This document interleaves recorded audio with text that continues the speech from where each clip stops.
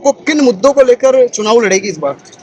कि राजस्थान में 4.5 साल पहले देश की जनता ने आशीर्वाद दिया था कांग्रेस की सरकार, और कांग्रेस की सरकार बनने के बाद में 10 दिन में ही किसानों के 14,000 करोड़ के कर्जे माफ किए हैं। उसके बाद में जो शिक्षा के क्षेत्र में, चिकित्सा के क्षेत्र में, ऊर्जा के क्षेत्र में, सड़कों में, उच्च शिक्षा में जो ऐतिहासिक काम हुए हैं, एक से बढ़कर के एक बजट है, कृषि का अलग बजट है। और अब की बार जो 10 गारंटियां दी गई हैं इस बजट घोषणा के बाद में, जो महंगाई राहत के हम चल रहे हैं, मैं समझता हूँ कि जो गुड गवर्नेंस और जो महंगाई कम करने के लिए और जो बेरोजगारों को रोजगार देने के लिए नौकरियां निकाली गई हैं, जो भर्तियां हो रही हैं, इससे प्रदेश में सब वर्गों में एक उत्साह का माहौल है सरकार के प्रति। कोई एंटी कमेंसी नहीं है। इसलिए राजस्थान में सरकार 2023 में रिपीट होगी। उल्टा जब बीजेपी विपक्ष की भूमिका नहीं निभा पाई है, उनके पास कोई मुद्दे नहीं है।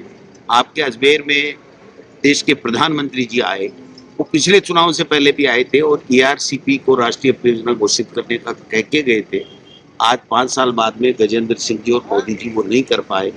अब की बार फिर आए और फिर 40 साल पहले राजीव गांधी जी ने ये कहा था, कांग्रेस ने ये कहा था, इस तरीके की उजुल बुजुल की बातें करके देश के प्रधानमंत्री जी राजस्थान के लिए क्या पैकेज दिया, 25 में से 25 सांसद क्या लेकर के आए, किस प्रकार महंगाई कम होगी, किसानों को 15 महीने तक अपमान का घूंट क्यों पीना पड़ा, सड़कों पे क्यों सोना पड़ा, उनके लिए आपका क्या रोड मैप है, क्या आपने किया है 9 साल में।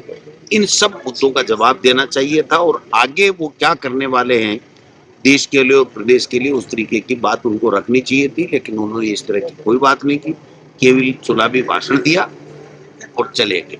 सर, युवाओं के लिए और महिलाओं के लिए जैसे कांग्रेस की सरकार दोबारा रिटर्न आती है, तो उनके लिए क्या रणनीति होगी पार्टी की? देखिए, कांग्रेस की सरकार बहुत ही अच्छे तरीके से काम कर रही है, और जो महिलाओं के लिए आप देखिए 303 कॉलेज खोले गए हैं महिला शिक्षा के लिए, बालिका शिक्षा के लिए, उसमें से 90 केवल बालिकाओं के लिए कॉलेज खोले गए, स्कूलें खोली जा रही हैं, और जो सेल्फ डिफेंस के कार्यक्रम पुलिस के माध्यम से उसे प्रशिक्षण उनको दिए जा रहे हैं, युवाओं को बेरोजगारी भत्ता दिया जा रहा है, नौकरियां दी जा रही है। मैं समझता हूँ कि जो राजीव गांधी ग्रामीण ओलंपिक खेल से एक वातावरण बना है पूरे प्रदेश में, कि उनको खेल की सुविधाएं में भी विकास हो रहा है और उनको एक अपॉर्चुनिटी मिल रही है प्रतिभाओं को आगे आने के लिए। इन सब के साथ में मैं आज इस मौके के ऊपर ये कहना चाहता हूँ कि जो उड़ीसा के रेल दुर्घटना में जो हादसा हुआ है, काफ़ी लोग मारे गए हैं, उनके परिजनों को भी हम सांत्वना देना चाहेंगे, उनके प्रति भी हम श्रद्धा सुमन अर्पित करना चाहेंगे, क्योंकि एक बहुत बड़ा हादसा है। ये बात दीगर है कि जब यूपीए की सरकार या कांग्रेस की सरकारें होती थी, तो उतने बड़े हादसे की जिम्मेदारी लेते हुए मंत्रियों के इस्तीफे होते थे, और सरकार प्रधानमंत्री बयान देते थे, मंत्री बयान देते थे। लेकिन इस एनडीए गवर्नमेंट में किसी तरीके की कोई जवाबदेही नहीं है, किसी तरह का उन्होंने जिम्मेदारी नहीं ली है, किसी के खिलाफ कोई एक्शन नहीं है।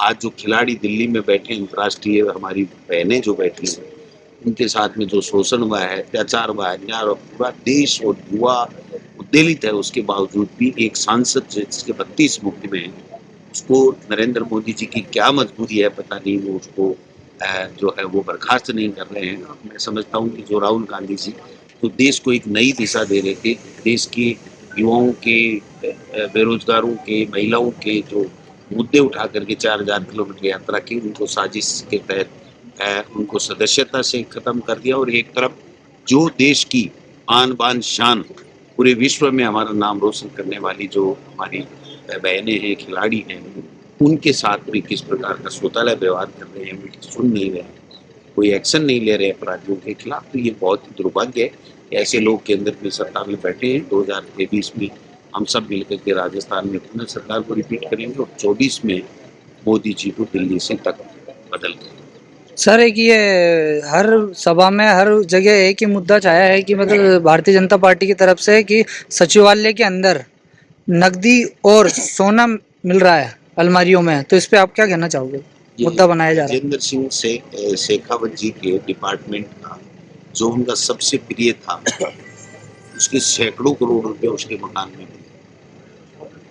उसका भी कोई जवाब है इस भारतीय जनता पार्टी के पास नहीं। हमारे पास तो जब पता लगा कि इस तरीके का कोई अपराधी है जो इस तरीके की वारदात कर रहा है, वहाँ चोरी कर रहा है, वहाँ पैसा जमा कर रहा है, तो बाकायदा रात को सीएस और डीजी बुला करके सबके सामने किया गया कि ये जो है पैसा मिला है, सोना मिला है और वो सलाखों के पीछे है।